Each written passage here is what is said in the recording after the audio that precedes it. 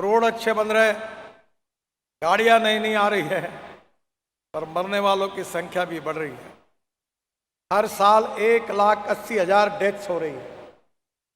मैं आज मुख्यमंत्री के साथ गाड़ी में बैठा तो बेल्ट लगा रहा था, तो बेल्ट नहीं मुझे दिखा, तो मैंने तुरंत ड्राइवर को कहा बेल्ट कहाँ है? बोले पीछे लगा के रखा है। मैंने कहा मुख्यमंत्री जी और मैं बैठे, अगर मैं बेल्ट नहीं लगाऊंगा तो 1,000 रुपये का फाइन है, कहाँ है बेल्ट? फिर पीछे से निकाल कर मैंने वो बेल्ट लगाया।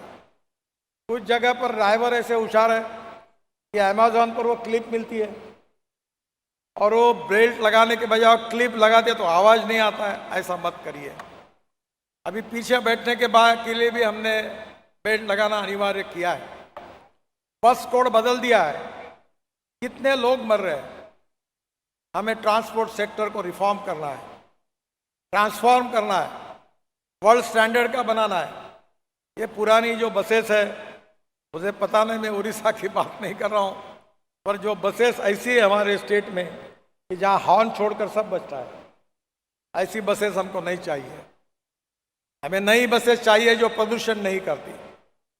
मैंने अभी एक नई बस लाई है, वो बस फ्लैश चार्जिंग की बस है ट्रांसपोर्ट सेक्टर के लिए। वो 135 सीटर बस है। हर बस स्टॉप पर खड़ा होने से ऊपर से चार्जर आता है, 40 किलोमीटर चार्ज होती है, और वो बस एयर कंडीशन है। बस में बस होस्टेस, एयर होस्टेस जैसी है। हवाई जहाज में जैसे चाय पानी मिलता है, नाश्ता, वो मिलता है। और बस का किराया डीजल बस की तुलना में 30% कम है। हमारे ट्रांसपोर्ट को भी हमको बदलना है, रोड को भी अच्छे बनाना है, फ्यूल को भी बदलना है, और एक्सीडेंट को खत्म करना है। ये सिर्फ ये जो एक दिन में 420 लोग मर रहे हैं, और मरने वालों में 18 से 36 एज ग्रुप के 66% लोग हैं। जवान लड़के, इंजीनियर, डॉक्टर मर गए। अनेक लोगों के एक्सीडेंट, मेरा भी एक्सीडेंट हुआ था। पुलिस के बंदों पूरी पायलट कार, पुलिस सब लाइन में थे, पर ड्राइवर को कैटरैक्ट था। मैं लीडर ऑफ अपोजिशन था महाराष्ट्र में, मेरी गाड़ी एक ट्रक के ऊपर जाके डैश हुई। मैं आपसे अनुरोध करूंगा कि हमें रोड सेफ्टी की तरफ ध्यान देना पड़ेगा।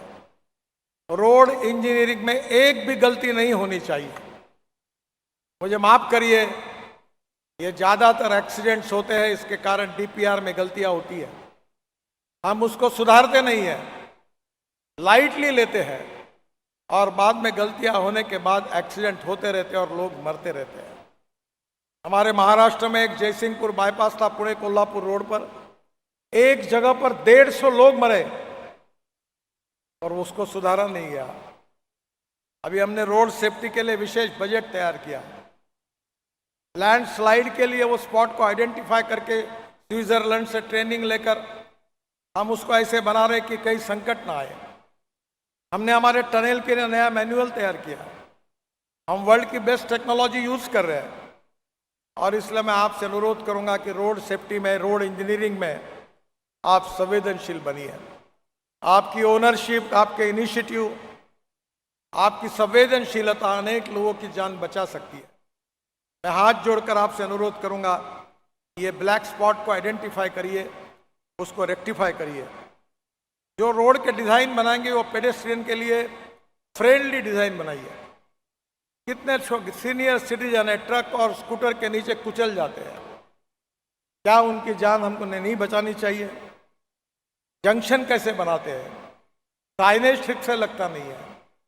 मैं आपके कार्यक्रम में आपको सुनाने के लिए नहीं आया हूँ, निगेटिव बात कहने के लिए नहीं आया हूँ, पर मैं आपको यह कहना चाहता हूँ कि इस बात की अगर चिंता करेंगे तो हम बहुत बड़े प्रमाण पर लोगों की जान बचा सकेंगे, अच्छे साइनेज लगाकर। बेटर जंक्शन हम डिजाइन कर सकते हैं, हाई क्वालिटी रोड ज्योमेट्री को बदल सकते हैं। आप सब इंजीनियर्स हैं, कोई आईआईटी से आए, कोई अच्छे अच्छे इंजीनियरिंग कॉलेज से आए हैं। आपके माइंड को अप्लाई करो। आप एक संवेदनशील इंजीनियर हो, केवल आपके साहब क्या कहते हैं उनके तरफ मत देखो। अगर आपका कॉन्शियस आपको बताता है कि ये रेक्टिफाई करना चाहिए, तो हाईएस्ट लेवल पे जाके बताओ कि ये बदलना चाहिए, और ये बदलने की जिम्मेदारी भी आप जरूर लीजिए। हाई क्वालिटी रोड ज्योमेट्री उसको सुधारिए, डीपीआर को सुधारिए, क्लियर साइनेजेस को लगाइए। जहां अभी हमने एक स्कीम शुरू की है कि एक्सीडेंट अगर होता है तो कोई व्यक्ति वो एक्सीडेंट वाले जो व्यक्ति है उसको लेकर हॉस्पिटल एडमिट करता है तो उसको राहगीर करके हम 25,000 रुपये का इनाम देने का हमने निर्णय किया है। और किसी भी रोड पर एक्सीडेंट हो, चाहे वो एनएच हो, चाहे राज्य का रोड हो, चाहे शहर का रोड हो, चाहे डिस्ट्रिक्ट रोड हो, चाहे ग्राम पंचायत का रोड हो, अगर वो पेशेंट अगर जो एक्सीडेंट में विक्टिम है उसको मिनिमम 7 दिन का खर्चा अप टू 1.5 लाख रुपए वो भी हम उस हॉस्पिटल को तुरंत देने की व्यवस्था हमने की है। अगर ये बात भी हमने की तो हम 50,000 लोगों की जान बचा सकते हैं। अगर एक्सीडेंट होने के बाद लोगों को लगता है कि हम क्यों लफड़े में पड़े, सुप्रीम कोर्ट का भी निर्णय आया, हमने भी कानून बनाया कि जो जान बचाएंगे उनको कोई तकलीफ नहीं होगी, पुलिस उनकी पूछताछ नहीं करेगी। आप जाइए उन लोगों की जान बचाइए। अगर ये आप करेंगे, उनको हॉस्पिटल तक पहुंचाएंगे तो बहुत अच्छी बात होगी। और गोल्डन आवर का जो रिस्पांस है वो भी मैंने आपको बताया। हमारे रोड अच्छे हो रहे, हमारे टारगेट हर बार पूरे हो रहे, पर रोड सेफ्टी के बारे में हमने कोशिश करने के बाद भी हमको कामयाबी नहीं मिल रही। मैं जब अमेरिका में गया था तो मैंने कहा था कि हम लोग 50% एक्सीडेंट को कम करेंगे। कम तो हुए नहीं, बढ़ते जा रहे हैं।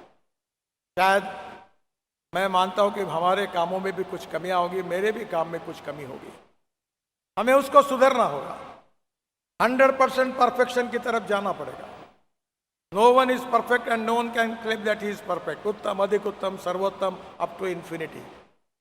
You cannot catch your own image. शायद हमारी भी कमियां होगी, हम सब लोग संवेदनशील हैं, और रोड सेफ्टी की तरफ अगर हम सीरियसली कोशिश करेंगे, हमारे रोड इंजीनियरिंग, ऑटोमोबाइल इंजीनियरिंग में सुधार करेंगे, इन्फोर्समेंट के लिए हमने नया कानून बनाया है। और सबसे दुर्भाग्यपूर्ण बात है कि human behaviour is the biggest problem for road safety. कानून के प्रति डर भी नहीं और सम्मान भी नहीं, ऐसी विचित्र अवस्था है। पर हमको लोगों को समझाना होगा, परिस्थिति को बदलना होगा और लोगों की जान बचानी होगी। बीइंग इंजीनियर्स, मुझे आपसे अनुरोध है कि आप भी इस विषय को बहुत सीरियसली आप जरूर लें और धीरे धीरे हम इन सब बातों को बदलने की पूरी कोशिश करें और रोड सेफ्टी को आप जरूर प्राथमिकता दें।